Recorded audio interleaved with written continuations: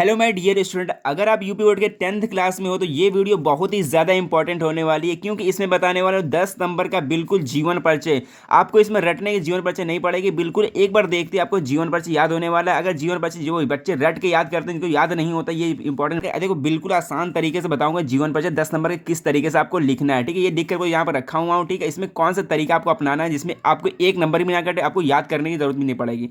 बस ये ट्रिक याद कर लेना। और ये देखना, जीवन परिचय जो बना के लिखते हैं, जो अपने तरफ से बना के किस तरीके से लिख सकते हो जीवन परिचय, और ये बताने वाला हूँ। देखो, दो जीवन परिचय आता है आपका, 10 नंबर का आता है, और किस तरीके से आपको कॉपी में लिखनी है, तो ये बहुत इंपॉर्टेंट होता है। देखो, 10 नंबर कौन सा आता है, 5 नंबर का आता है गद्यांश में, और 5 नंबर आता है पद्यांश में।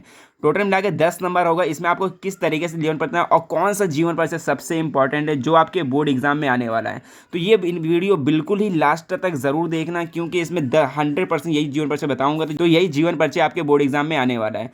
तो फिर ये देख लेते हैं जीवन परिचय कौन सा इंपॉर्टेंट है। देखो, पहले 5 नंबर का जीवन परिचय गद्यांश में आएगा। ठीक है, गद्यांश में जीवन परिचय कौन सा इंपॉर्टेंट है। देखो, ये 3 जो जीवन परिचय है ना, ये बहुत ही इंपॉर्टेंट है। इसमें देखना, पहला जो जीवन परिचय आचार्य रामचंद्र शुक्ल जी का है, जो कि गद्यांश में 5 नंबर का आएगा। तो ये बहुत जीवन परिचय इंपॉर्टेंट है, क्योंकि इसमें देखो 5 नंबर जीवन परिचय आएगा, और इसमें रचनाएं भी लिखने को आपके बोर्ड एग्जाम में आता है। तो बट बच्चे, बहुत से बच्चे नहीं कर पाते हैं, क्योंकि उनको सही तरीका नहीं पता होता किस तरीके से लिखना और कौन सा कैसे याद करना है आपको। तो ये देखना किस तरीके से याद करना है, ये भी ट्रिक आपको बताने वाला हूँ। तो देखो, पहला जो है इंपॉर्टेंट है, मोस्ट इंपॉर्टेंट ये है जीवन परिचय आचार्य रामचंद्र शुक्ल जी का।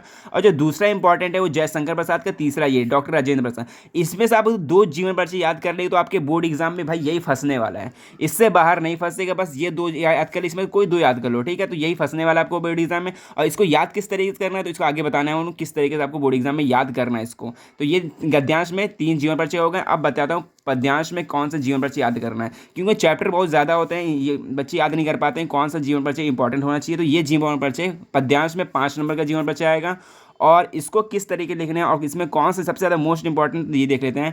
पहला सूरदास है, ये भी इंपॉर्टेंट है, और दूसरा है तुलसीदास, ये भी इंपॉर्टेंट है, और तीसरा महादेव वर्मा। देखो, एक लेडीज़ में जो रचनाएं होती हैं वो जरूर पूछता है, महादेव वर्मा हो जाएगी या फिर सुमित्रा नंदन पंत। इसमें से जरूर एक, ये दोनों में जरूर एक जीवन परिचय आपके बोर्ड एग्जाम में आपको मिलेगा, दोनों में से एक। ठीक है, और ये सूरदास तो इंपॉर्टेंट है, ये इसको तो याद करना ही है, और किस तरीके से याद करना है ये भी बताने वाला हूँ। और जो चौथा जो नंबर है सुमित्रा नंदन पंत है, और 5वां जो है बिहारी लाल का। अगर इसमें से अगर 3 भी याद कर लेना, अच्छे से याद कर लेगा, तो आपकी बोर्ड एग्जाम में यही फंसने वाला है। तो 5 नंबर यहाँ से बिल्कुल बन जाएगा, आपको बिल्कुल इसमें टेंशन लेने की जरूरत नहीं है जीवन परिचय में। अब देखना इसको लिखते किस तरीके से कॉपी के अंदर, तो ये बहुत मोस्ट इंपॉर्टेंट है। देखो, इसमें करना क्या होता है, देखिए जीवन परिचय में कुछ नहीं होता, बहुत ही सिंपल तरीका होता है 5 नंबर लाने का। बिना याद किए जीवन परिचय भी लिख सकते हो, और भी किस तरीके से बनाकर, अपने तरीके से बनाकर। इसे इंपॉर्टेंट क्या होता है जीवन परिचय में, जो एग्जामिनर चेक करेगा ना वो ऐसे चेक करे, बताता हूँ आपको। देखो, जीवन परिचय हेडिंग डाल लेना, ऊपर जो कोई प्रश्न होता है संख्या वो डाल लेना। ठीक है, पहले एक पेज में एक जीवन परिचय रहेगा, फिर दूसरे में एक जीवन परिचय का 5 नंबर आपको मिलने वाले टोटल। ठीक है ना, तो जीवन परिचय इस तरह ही लिखोगे। तो अपने भाषा में जीवन परिचय किस तरीके से लिखना है, तो ये देख लो।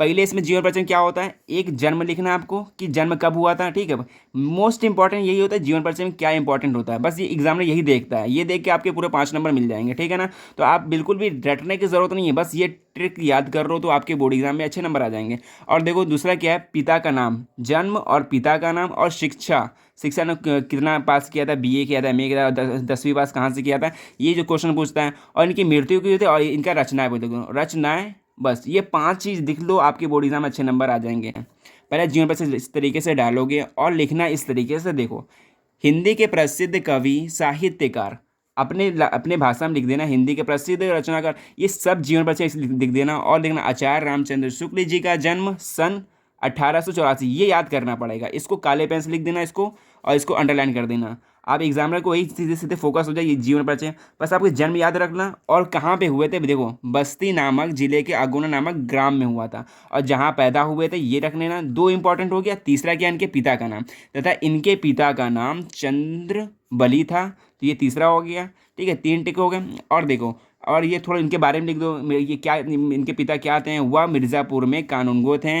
इन्होंने मिशन स्कूल में 10वीं परीक्षा उत्तीर्ण की। मतलब इनके शिक्षा के बारे में लिख दो, ये 10वीं परीक्षा कहाँ से की थी? इन्होंने मिशन स्कूल से 10वीं की परीक्षा उत्तीर्ण की। ठीक है, और आगे लिख देना इनके बारे में थोड़ा बहुत। गणित में कमज़ोर होने के कारण ये आगे नहीं पढ़ सके हैं। ठीक है, और इंटर इन्होंने इलाहाबाद से किया था। और बीच में अपने तरीके से थोड़ा बना के लिख देना, और इन्होंने आगे क्या किया था इसके बारे में लिख दोगे। ठीक है ना, कम से कम एक पेज में थोड़ा बड़ा होना चाहिए, और अपने तरह से बीच में कुछ लिख देना है। ठीक है ना, बना इसी से भी ये तरीका मैं बता रहा हूँ किस तरीके से आपको बोर्ड एग्जाम में लिखना है।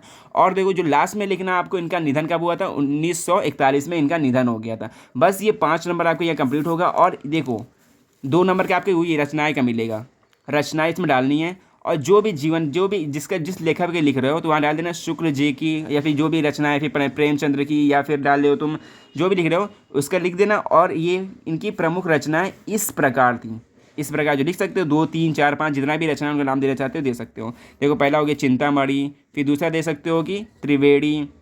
ऐसे ही बता 2 3 रचनाएं दे देना। आपके यहाँ पूरे 5 नंबर के जीवन बच्चे आपके कंप्लीट हो गए। तो आपके 5 नंबर यहाँ से मिल जाएंगे, बिल्कुल भी 1 नंबर में नहीं कटने वाला। तो आपके देखो 10 नंबर यहाँ से कंप्लीट हो जाएंगे।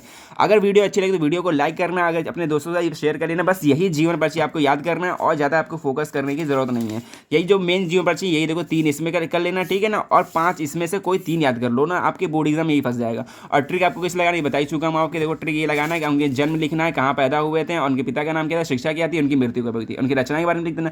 बस आपके 5 से 10 नंबर कंप्लीट हो गए। तो ऐसे ही वीडियो के लिए हमारे चैनल को सब्सक्राइब करना। शॉर्ट तरीके से पूरा पढ़ाने वाला हूँ, तो चैनल को जल्दी से सब्सक्राइब कर लो। मिलते हैं नेक्स्ट वीडियो में। सो बाय।